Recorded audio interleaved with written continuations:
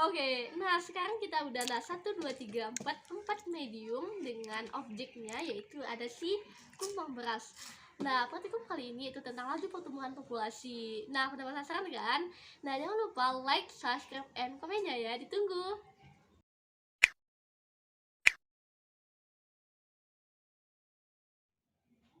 Hai guys, welcome back to my channel. Kembali lagi bersama aku Aulia, mahasiswi biologi Institut Agama Islam Negeri Batu Sangkar.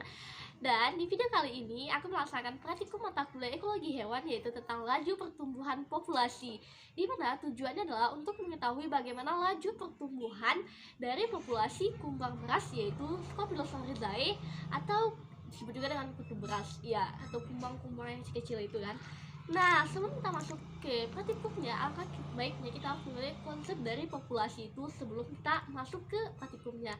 Nah, populasi ini merupakan sekelompok individu yang berada dalam waktu yang sama, tempat yang sama, mampu melakukan perkawinan sehingga menghasilkan perturunan yang fertil. Nah, Odum 1993 mengatakan bahwa ciri-ciri dari populasi itu ada 4.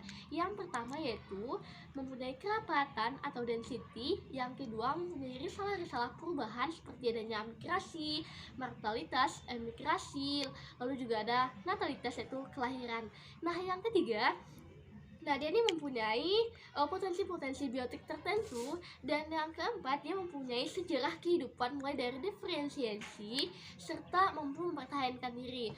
Maka dari itu dapat dikatakan bahwa untuk laju pertumbuhan populasi ini dapat dikatakan apabila jika ada yang datang yaitu ada migrasi dan mortalitas, dan untuk yang pergi yaitu ada yang mortalitas dan ada emigrasi. Nah, maka dari itu dengan adanya kelahiran, kematian, sehingga kita dapat menentukan laju pertumbuhannya, sehingga dapat kita gambarkan dengan kurva. Dan kurva ini ada kurva naik dan ada kurva turun. Nah, itu akan kita amati selama 4 minggu terhadap si kumbang beras. Nah, itu dia konsep dari si populasi. Lanjut kita masuk ke langkah kerja. Lupa sampaikan bahwa kalau sebelum masuk langkah kerja, ada kalanya kita harus mengetahui alat dan bahan. Ya percuma kalau langkah kerja ada alat bahannya lupa, ya kan. Nah, untuk alat dan bahan laju pertumbuhan populasi ini yang kita gunakan ada 4 medium, yaitu ada kacang hijau, ada tepung jagung, ada tepung beras, dan ada beras. Untuk perbedaan secara kasat mata, perbedaan antara tepung jagung dan tepung beras ini dari warna jelas kan, ini lebih putih, lebih bersih ya kayak aku. Tapi untuk tepung beras dia tuh warnanya lebih sedikit ya kecoklatan gitu, dan teksturnya pun lebih halus tepung jagung dibandingkan tepung beras ini. Lalu ada kain kasa. Nah, ini akan kita gunakan untuk menutup dari setiap medium, dan tentu saja ada si kumbang beras. Nah, sebenarnya secara morfologi dan secara literatur juga perbedaan antara morfologi kumbang jantan dan kumbang betina terhadap kumbang beras ini dapat kita lihat bahwa kalau ukurannya lebih yang kecil si kumbang jantan dibandingkan kumbang betina, dan belalai untuk si kumbang beras ini ada bagian yang panjang itu juga terlihat lebih besar dan lebih panjang yang betina dibandingkan si kumbang beras jantannya.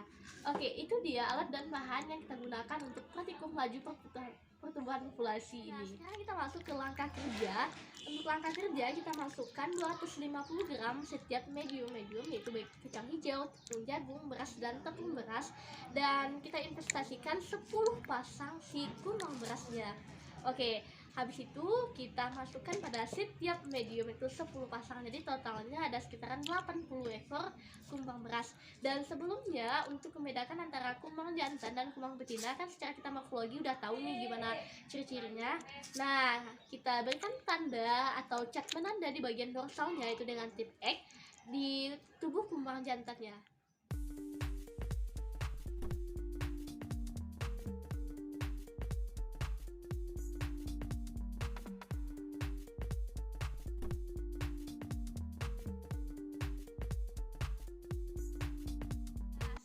Perawatan 4 minggu kita dapatkan hasil yang seperti slide sebelumnya. Nah, dapat kita simpulkan bahwa Sebenarnya faktor-faktor yang mempengaruhi kumbang terhadap berbagai medium ini adalah suhu. Karena sejatinya kumbang dapat bertelur, dapat berkembang biak itu pada suhu yang sangat normal validasi tubuh kumbang, yaitu sekitaran 27 sampai dengan 30 derajat Celcius. Lebih dari itu, di atas 35, maka kumbang tidak dapat melakukan perkembangbiakan, termasuk untuk melakukan proses perkawinan dan untuk bertelur.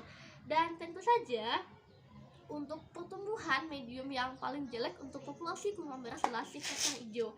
Kenapa demikian? Karena sejatinya untuk kacang hijau ini selama kita pengamatan bahwa dan literatur juga kumbang beras ini lebih suka atau lebih gimana ya, untuk yang lebih strukturnya padat, dan suhunya pun juga sangat tidak mendukung karena tempatnya itu sedikit yang lebih bercahaya, sedangkan tempat kita itu adalah tempat gelap. Dan selanjutnya juga ada tempat tepung, dan tepung ini juga hasilnya tidak memuaskan karena sejatinya literatur juga menerangkan bahwa kalau kumbang sangat tidak suka terhadap media yang sangat halus, termasuk tepung-tepung ini, karena dia tidak bisa berinteraksi.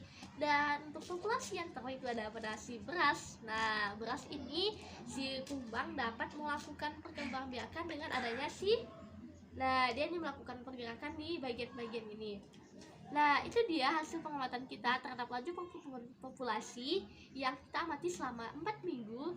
Dan mohon maaf atas segala kesalahan. Dan wabillahi taufiq wal hidayah. Wassalamualaikum warahmatullahi wabarakatuh.